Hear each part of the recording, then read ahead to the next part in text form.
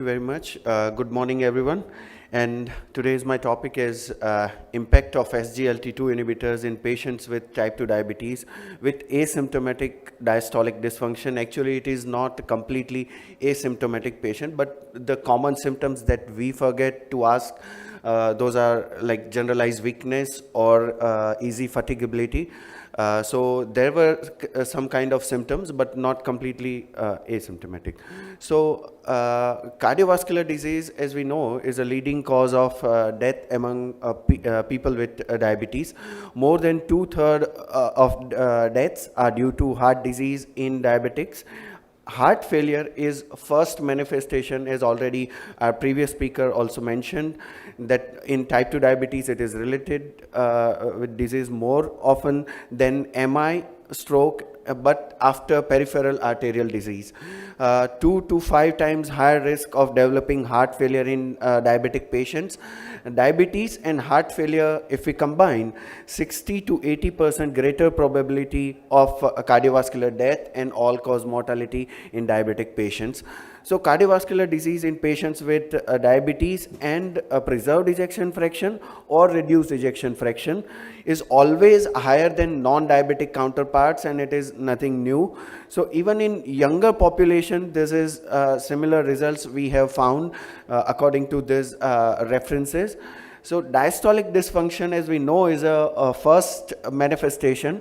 Diastolic dysfunction is due to hyperglycemia with cardiac fuel disbalance as a result of endothelial dysfunction in diabetics.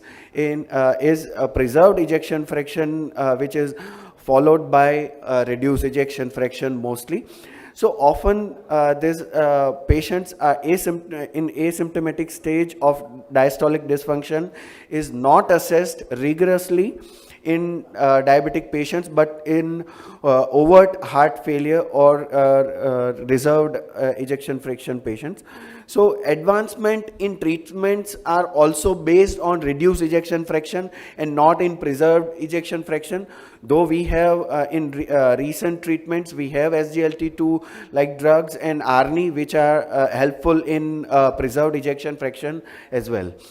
So SGLT2 inhibitors, after coming up to this molecule, SGLT2 inhibitors can improve diastolic dysfunction in patients with type 2 diabetes, where by changing in markers like KV, that is cardio ankle vascular index, or HOMA-IR, or flow mediated dilation, fasting plasma glucose, or E by E dash ratio, or remnant like particle cholesterol, E by E slash E dash septal mitral early diastolic velocity, and those all parameters improves according to this reference. So this is why we went to this study, and there are some diabetes specific risk factors for heart failure. This paper was presented by Dr. Subodh Verma, and he said that drugs like DPP4 inhibitors,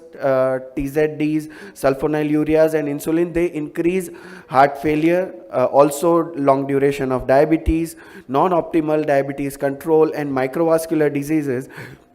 Other risk factors like hypertension, obesity, atrial fibrillation, advanced age, and obstructive sleep apnea.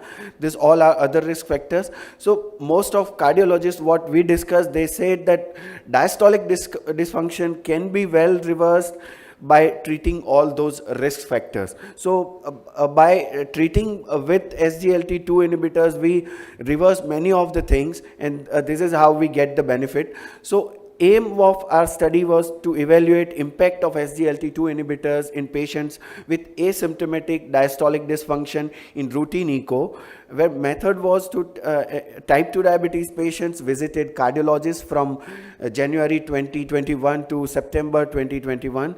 Almost 2 follow-up visits with HbA1c, 2D echo, anti-pro-BNP who were started on SGLT2 on first visit, where baseline characteristics in 109 patients, there were 68 males and females were 41. Mean age was 59, mean duration of diabetes was 8.3 years, mean HbA1c was 8.8, percentage, mean BMI was 29.2, and mean NT-proBNP level was 1230.